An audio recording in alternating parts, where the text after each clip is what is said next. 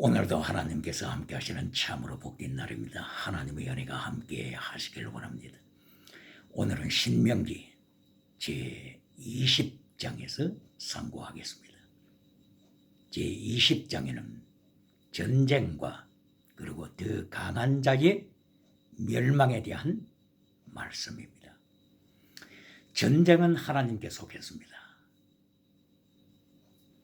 다윗은 사무엘상서 17장 47절에서 자기보다 더 강한 골리앗과 전쟁했을 때 담대하게 선포했습니다. 전쟁은 하나님께 속한 것이다. 그러므로 하나님께서 하나님을 대적하는 골리앗을 멸하실 것이다. 그러므로 전쟁에서 승리하는 것은 칼과 무기와 창과 핵무기, 미사일 여기에 달린 것이 아니다. 하나님께 속한 것이기 때문에 하나님께서 하나님을 대적하는 백성을 멸하신다.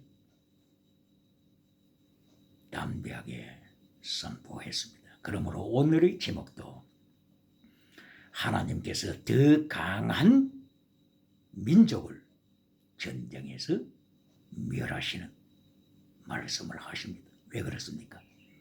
더 강한 민족이 하나님을 대적해 왔기 때문인 것입니다. 오늘의 배경에는 출애굽한 하나님의 백성들이 팔레스틴에 있는 젖과 꿀이 흐르는 가나안 땅을 점령하기 위한 그 대로에 있습니다. 그런데 이 가나안을 하나님께서는 멸하시기 위하여 언제부터 준비해 오셨습니까? 창세기 15장 13절 이하 그리고 16절 여기에서 볼 때 하나님께서는 하나님을 대적하는 가나안 7족을 멸하시기 위하여서 430년 동안 기다리신다고 말씀을 하셨습니다. 400년 이상을 기다려오신 하나님, 가나안 7족이 팔레스틴에 있는 그 가나안 땅 7족이 하나님 앞에 무릎 꿇고 회개하기를 하나님께서 400년 이상 기다려 오셨습니다. 그러나 저들은 하나님 앞에 회개하지 못했습니다. 계속하여 하나님을 대적하는 우상을 추구해 왔습니다. 이리하여 마침내 하나님께 속한 전쟁은 준비되고 있습니다. 이리하여 신명기 제20장에서 하나님께서 다시 한번 강하게 강조하십니다. 전쟁, 하나님께 속한 것이다. 전쟁, 기근, 온역, 전염병, 하나님께 속한 하나님의 징계의 도구다. 징계의 도구, 이것을 하나님께서 강하게 강조하십니다. 오늘에 살고 있는 21세기의 모든 5대양 7대주에 살고 있는 사람들은 하나님께 속한 전쟁, 하나님의 징계의 도구, 이것을 기억해야 합니다. 이리하여서 신명기 제20장을 통하여서 하나님께서 모세의 입을 통하여 전쟁에 대하여서 설명을 하십니다. 그럼으로써 전쟁에 나갈 때 상대방의 무기가 더 강하다고 할지라도 염려하지 말라. 상대방이 더 많은 병마를 가지고 있다고 해서 염려하지 말라. 상대방이 더 많은 병거 그리고 군인의 숫자가 더 우세하다고 할지라도 염려하지 말라. 전쟁은 하나님께 속한 것이다. 하나님께서 멸하신다. 하나님을 대적하는 자를 하나님이 심판하신다. 이렇게 강하게 말씀을 하십니다. 전쟁터에 나갈 때에 제사장이 전쟁터에 참여해서 전쟁터에 참여하는 군인들을 위하여 격려하고 기도하고 격려의 메시지를 선포할 것을 말씀을 합니다. 제사장 중에 예를 들면 비느하스 제사장과 같은 사람입니다. 비느하스 제사장은 민수기 제25장에서 12지파의 족장들이 하나님의 말씀을 버리고 우상을 섬기고 음행하여 하나님의 심판이 진행됐을 때 하루에 하나님께서 24,000명이나 되는 사람을 심판으로 죽이시는 그때 비느하스 제사장은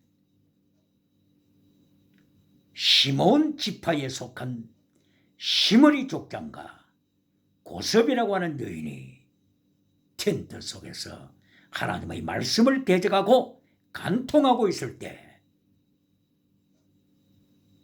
비느하스 제사장은 창을 들고 장막 안으로 쳐들어가서 저들을 찔러 살해시켰습니다.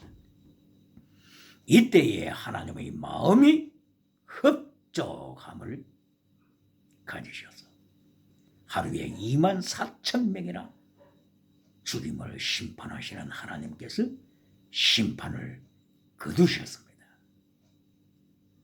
전염병으로 하루에 24,000명을 광야에서 죽이신 하나님의 심판, 이것을 멈추게 한 자가 곧바로 제사장 비느하스였습니다. 이렇게 비느하스와 같은 용맹한 제사장이 전쟁터에 나가서 군인들을 위하여 기도드리며 격려의 메시지를 전하는 것입니다. 이때 메시지 내용 중에 하나님이 우리와 함께 하신다. 그리고 하나님이 싸우신다. 전쟁은 하나님께 속한 것이다. 그리고 하나님께서 구원하신다. 셀베이션, 구원하신다. 이렇게 제사장은 군병들을 행하여 강력한 메시지를 전하게 되는 것입니다. 그러면 여기에서 하나님께서 구원하신다. 하나님이 구원하신다고 하는 이 말씀에 잠깐 한번 보시겠습니다. 출애굽기 14장 13절에서 하나님이 구원하신다. 즉 애굽의 군병들이 쳐들어올 때, 추적해 올 때 홍해 강가에 도달한 하나님의 백성들이 위기에 도달했습니다. 이때의 하나님의 말씀은 가만히 있어라. 혼란에 떨어지지 말라. 하나님이 싸우신다. 하나님이 구원하신다. 여기에 구원, 이 말씀이 여호수아, 하나님이 구원하신다고 하는 뜻입니다. 전쟁에서 구원, 전쟁에서 승리, 구원. 그런데 전쟁에서만 구원을 받고 영적인 구원을 받지 못한다면 이거보다도 더 슬픈 비극이 어디 있겠습니까?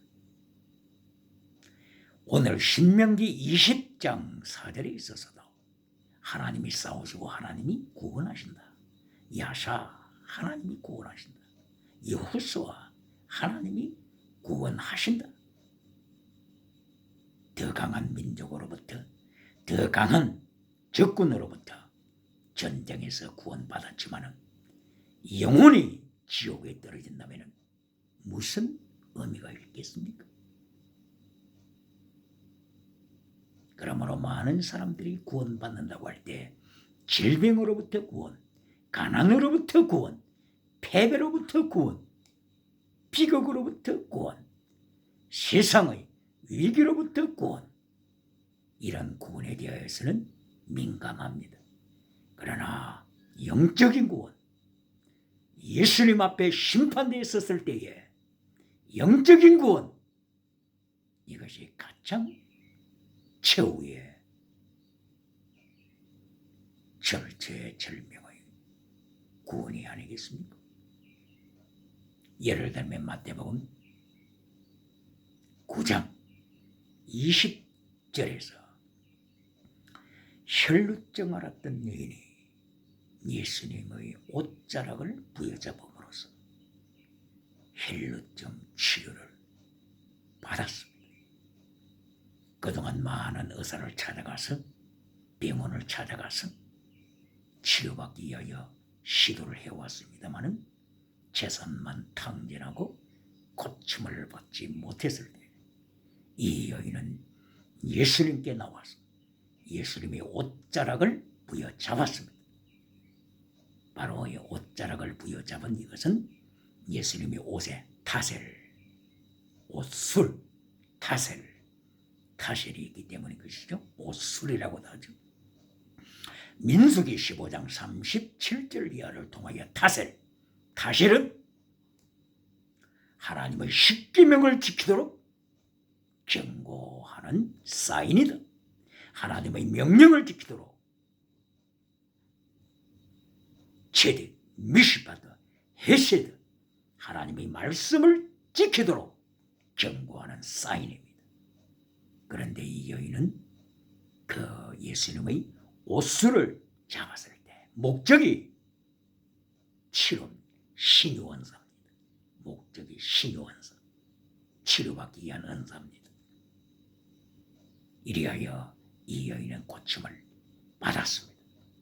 이때에 하나님의 말씀은 이 여인이 믿음으로 구원을 받았다 했습니다. 어떤 구원입니까? 질병에서 구원입니다. 질병에서 구원받고 천국에 들어가지 못한다면 이것보다 더 비극이 어디 있습니까? 그럼으로써 하나님의 3단계 메시지, 예수님의 3단계 메시지는 제1단계가 빈고침 받는 신유가 아닙니다. 너희는 먼저 하나님의 나라와 하나님의 의를 구하라. 이것이 제1단계입니다. 왜 그렇습니까? 천국 가는 구원, 이것이 영원한 구원이기 때문인 것입니다. 제2단계가 땅의 복, 신유복, 치료복, 땅의 복입니다. 제2단계입니다. 그리고 결론은 땅의 복이 결론이 아닙니다. 좁은 문으로 들어가라. 좁은 길로 들어가라. 마태복음 7장 13절, 이것이 예수님의 메시지, 산상설교 메시지 결론입니다. 그런데 결과는 어떻게 됐습니까? 넓은 길을 추구하면서 기적을 행하던 거짓 선지자들이 마태복음 7장 21절 이하에서 예수님께 나와서 보고합니다. 주님 이름으로 우리가 이러한 기적을 일으켰습니다. 주님 이름으로 귀신을 쫓아나서 신유 은사가 일어났습니다. 주님 이름으로 예언했습니다. 이때에 예수님께서는 넓은 길을 행하여 가는 자여, 말씀을 파괴시키는 자여, 아노미야, 파괴시키는 자들아, 하나님의 계명, 예수님의 계명을 파괴시키는 자들아, 내가 너희를 한 번도 안 적이 없다. I never know you. 예수님께서 모르신다고 선포하시는 것은 너희는 기적을 행하지만, 너희는 신유원사를 가졌지만 너희 믿음은 거짓 믿음이다. 이것의 심판입니다. 그러므로서 신명기 20장에서 전쟁을 통하여 하나님이 전쟁에서 구원해 주신다. 이 말씀. 신명기 20장 4절입니다. 전쟁에서 구원받았지만은 영혼이 지옥 가면 이거보다 더 슬픈 일이 어디 있습니까? 바로 이것이 오늘의 이스라엘 사람의 운명이 아닙니까? 이스라엘 사람이 21세기를 살아가면서 세계의 전쟁에 승리하고 있습니다. 경제에서 승리하고 있습니다. 과학에서 승리하고 있습니다. 노벨상을 탈환내서 승리하고 있습니다. 그러나 다 이것은 지나가는 구원입니다. 지나가는 구원. 지나가는 구원은 하나님의 첫째 메시지가 아니고 두 번째 메시지. 땅의 축복입니다. 두 번째 메시지. 지나가는 것입니다. 모든 육체는 풀이요 그 영광은 풀의 꽃과 같으니 풀은 마른다. 꽃은 시드는 날이 온다. 지나가는 것은 지나갑니다. 영원하지 않습니다. 그러므로 신명기 20장 4절에서 하나님이 전쟁에서 구원해 주신다. 땅에 속한 축복이라고 하는 것을 기억해야 합니다. 지나가는 은사라고 하는 것을 기억해야 합니다. 그러므로 바로 이런 계기를 통하여 영혼을 점검해야 됩니다. 고린도 후서 13장 5절 바울 사도 입을 열어서 경고하십니다. 너희가 믿음이 있는가 너희 자신을 시험하고 너희 자신을 확정하라. 예수 그리스도께서 너희 안에 계신 줄을 너희가 스스로 알지 못하느냐? 예수님이 너희 마음에 안 계시면 너희는 버림받은 자다. 아무리 전쟁에서 구원받았어도, 아무리 질병에서 구원받았어도, 아무리 가난해서 구원받았어도, 아무리 노벨상을 받았어도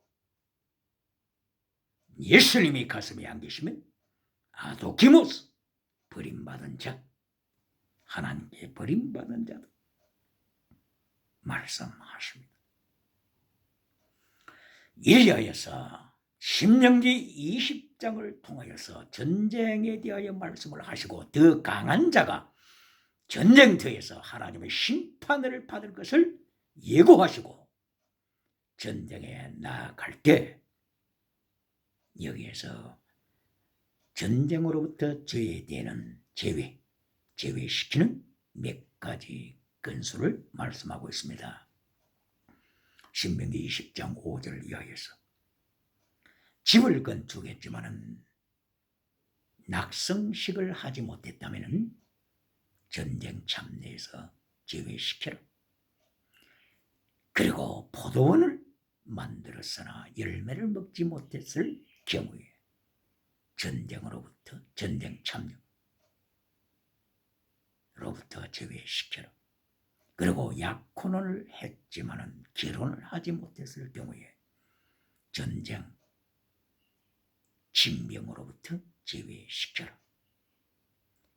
신명기 24장 5절에서는 결혼한 지 1년이 안 됐을 경우에 이미 결혼을 했다고 할지라도 1년 동안은 아내와 함께 가정생활을 하도록 하라 말씀을 했습니다. 그리고 전쟁터에 나가기가 두렵다면 이 두려워하는 자를 전쟁터에 보내지 말라 말씀했습니다. 이러한 모든 말씀의 결론은 하나님의 군병은 일사각오가 되어 있어야 하나님이 원하시는 사람이라고 하는 것입니다. 필사적생의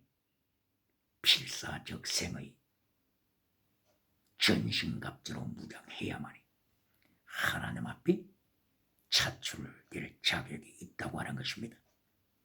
필생적사 살고자 하는 자들을 제외시키라. 하나님께서 최대 미십받은 해세대 순교자의 신앙으로 준비된 자 하나님이 찾으십니다. 이래야 신명기 제20장 10절 이하를 통하여 이제 전쟁이 선포될 때 하나님께서 미리 주의하시는 몇 가지를 말씀하십니다. 먼저 전쟁부터 시도하지 말고 전쟁 선포를 하기 전에 화평을 선포하라. 화평. 전쟁 선포 이전에 적진을 행하여 화평을 선포하라. 이리하여 적진에서 화평에 대하여 화답하면 전쟁을 시도하지 말고 이미 점령군이 되었기 때문에 조공을 바치게 하라. 조공, 세금을 바치게 하라. 이리하여 평화를 유지하라. 하나님께서 전쟁에 대한 처세를 말씀하시는 것입니다. 두 번째, 적진을 향하여 화평을 선포했지만은 적진의 성읍에서 수용하지 않을 때 그때는 전쟁을 선포하라. 이때에 적진의 모든 남자는 죽여라. 그러나 부녀자, 여자들과 어린아이들은 살려라. 노획물이 된 것이다. 이렇게 하나님께서 말씀을 하십니다.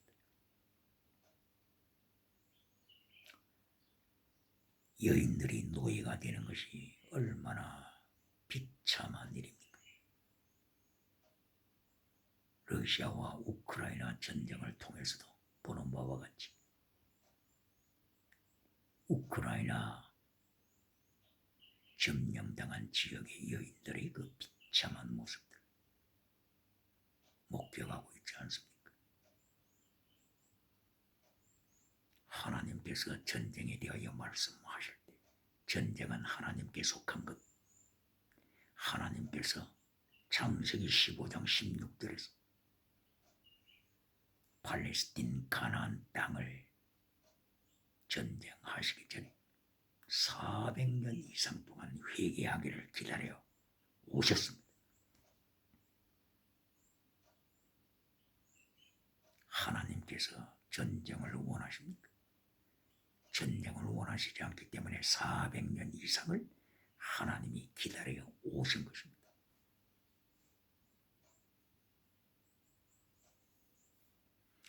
이렇게 첫째, 둘째 전쟁에 대한 처세를 말씀을 하셨고, 그리고 세 번째 전쟁에 대하여서 신명기 20장 16절 이하를 통하여서 헤렘이라고 하는 단어를 사용하십니다. 이제 멀리 떨어져 있는 성읍들이 아니고 하나님께서 기업으로 주시고자 하시는 젖과 꿀이 흐르는 가나안 땅, 바로 그 성읍에서 전쟁할 때는 가나안 7족을 진멸시켜라. 헤렘, 하람 진멸시키라고 말씀을 하십니다. 이때에 하나님의 선포하심은 살아남을 자가 없습니다. 남자든 여자든 어린 아이든 가축이든 호흡이 있는 자들은 다 진멸시켜라.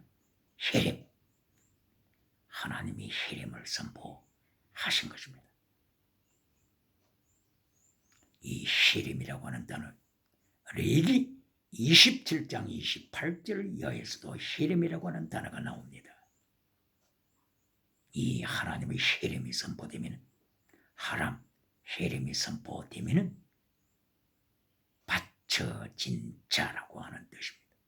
바쳐진 자, 하나님께 거룩히 바쳐진 자가 아니고 심판에 바쳐진 자, 멸망에 바쳐진 자, 멸망에 바쳐진 사람, 멸망에 바쳐진 남자, 멸망에 바쳐진 여자, 멸망에 바쳐진 아이, 멸망에 바쳐진 짐승, 멸망에 바쳐진 황금, 멸망에 바쳐진 모든 재산, 하나님께서 혈임을 선포하시면 하나님의 혈임의 선포 앞에 견딜 자가 있습니까? 하나님의 혈임의 심판 앞에 살아남을 민족이 있습니까? 이리하여 하나님께서 전쟁에 대하여 말씀하시고 더 강한 자, 너희보다 더 강한 자를 멸하신다 선포하셨습니다. 더 강한 자를 멸하신다고 하나님께서 말씀을 하실 때, 그러면 구체적으로 예를 들어 보시겠습니다. 이 땅에 7대 제국이 있습니다. 있어 왔습니다. 애굽, 아수르, 바벨론, 페르시아, 헬라, 로마, 그리고 마지막 종말의 곡, 계시록에서는 종말의 바벨론으로 나타납니다. 7대 제국입니다. 어떻게 됐습니까? 하나님께서 7대 제국을 철저하게 심판하십니다. 무슨 말씀입니까? 더 강한 자를 철저하게 심판하십니다. 전쟁은 제국에 속한 것이 아닙니다. 강대국 제국에 속한 것이 아닙니다. 전쟁은 하나님의 손에 있습니다. 하나님의 손. 이것이 다윗이 골리앗과 전쟁할 때 다윗의 고백입니다. 사무엘상서 17장 47절, 전쟁은 하나님께 속한 것이니 골리앗아 잘 들으라. 하나님께서 너의 목숨을 내 손에 이미 던져주셨다. 7대 제국, 하나님의 진멸하심으로 멸망케 된 것입니다. 그러면은 7대 교회, 구약의 7교회, 요한계시록에 나타난 7교회들, 교회들에 대해서는 어떻습니까? 마찬가지입니다. 구약에 나타난 7교회 혹은 성전, 광야교회, 얼마나 광야교회가 수백 명으로 모였습니까? 하나님께서 광야교회를 심판하셨습니다. 60만 3,500명 이상을 40년 동안 심판하셨습니다. 그리고 가나안 점령한 후에 첫째 교회, 실로 교회, 실로 교회가 어떻게 됐습니까? 가나안 땅을 점령한 후에 가장 큰 교회, 실로 교회. 하나님께서는 벌레의 셋을 들어서 심판하셨습니다.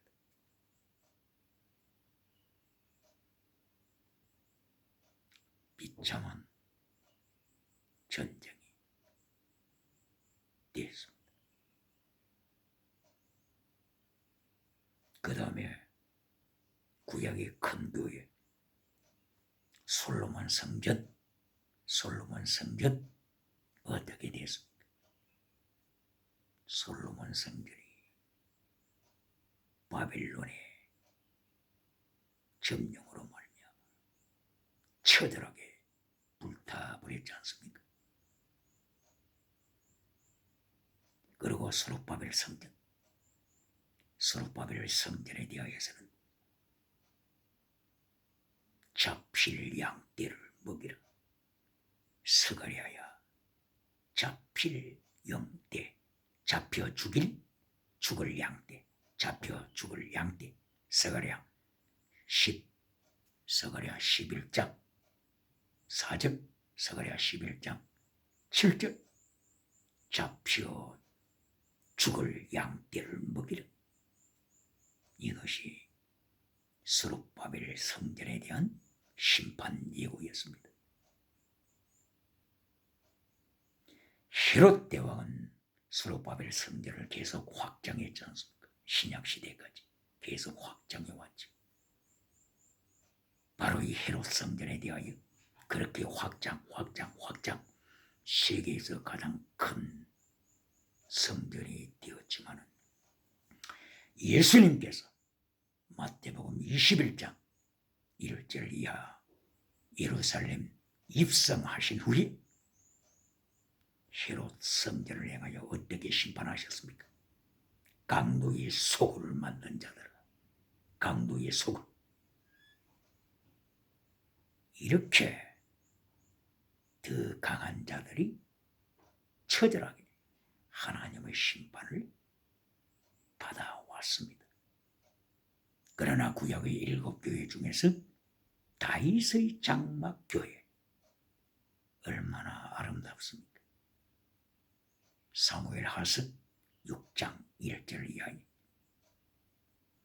다윗이 왕위에 오른 후에 첫째로 한 일이 하나님의 법궤를 찾아오는 일이었습니다. 기럇 여아림에 있는 그 깊은 산 중에 방치되어 있는 하나님의 법궤, 십계명이 들어있는 법궤. 십계명이 오늘날 방치되고 있지 않습니까? 십계명 모든 교회에서 방치하고 있지 않습니까? 다윗이 왕위에 오르자 십계명이 보관되어 있는 법궤 기럇 여아림으로부터 먼저 운반해서 다윗의 장막 교회에 안치하는 일이었습니다. 하나님이 보셨습니다. 다윗을 보셨습니다. 다윗을 마음껏 축복하셨습니다. 할렐루야. 다윗의 혈통을 통하여 예수님께서 이 땅에 오시리라. 다윗은 마음껏 축복을 받았습니다. 사무엘하서 7장 1절 이하를 통하여 하나님이 다윗을 축복하시는 모습. 이렇게 하나님의 법궤를 어깨에 메고 자기 십자가를 어깨에 메고 이렇게 다윗 당대의 제사장들이 하나님의 법궤를 어깨에 메고 다윗의 장막 교회에 안치했을 때 하나님은 마음껏 축복하셨습니다. 다윗 장막 교회하고 솔로몬 성전 대리석으로 어리어리한 솔로몬 성전하고 비교가 되겠습니까? 더 강한 자를 심판하시는 하나님.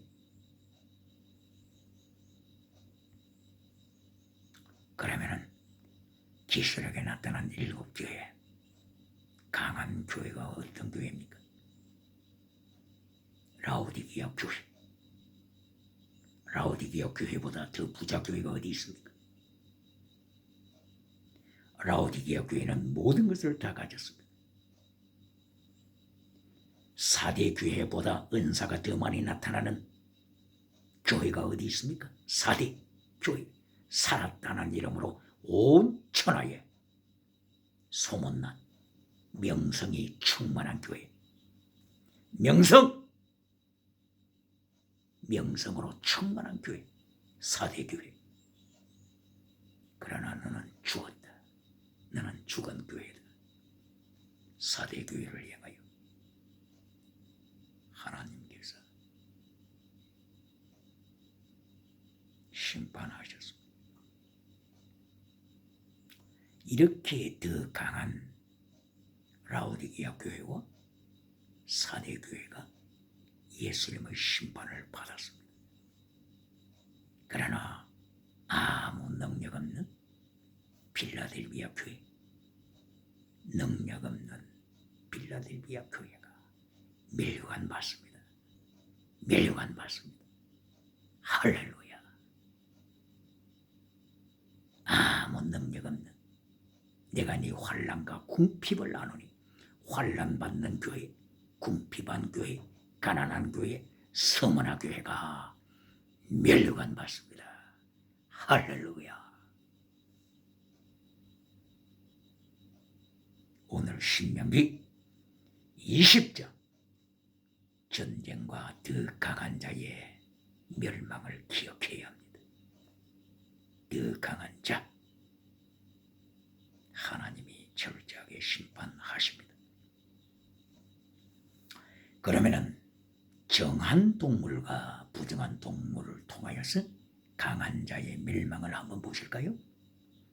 레위기서 제11장에서 정한 동물, 부정한 동물, 정한 새, 부정한 새, 정한 고기, 부정한 고기, 하나님께서 가르십니다.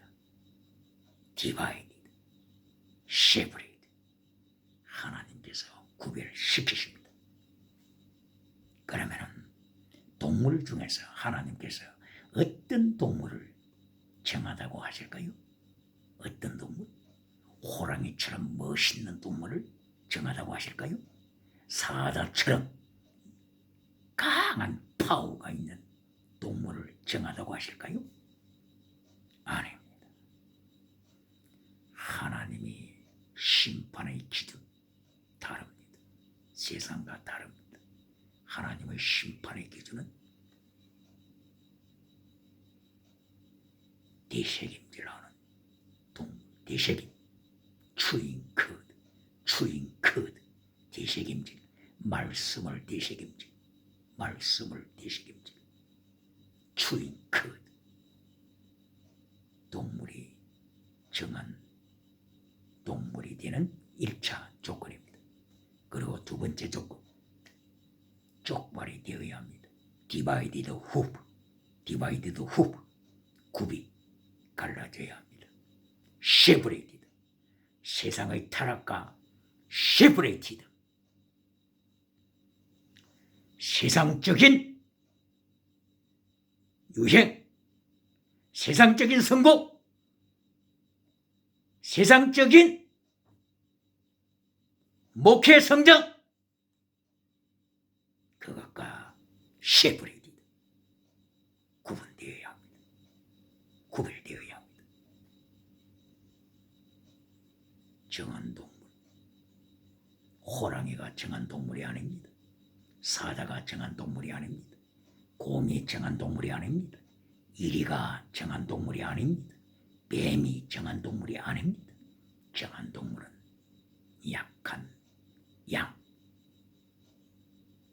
약한 염소, 약한 송아지, 이들이 정한 동물입니다.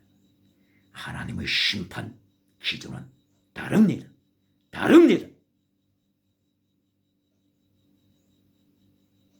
왜 돼지는 정한 동물이 아니었을까요? 돼지는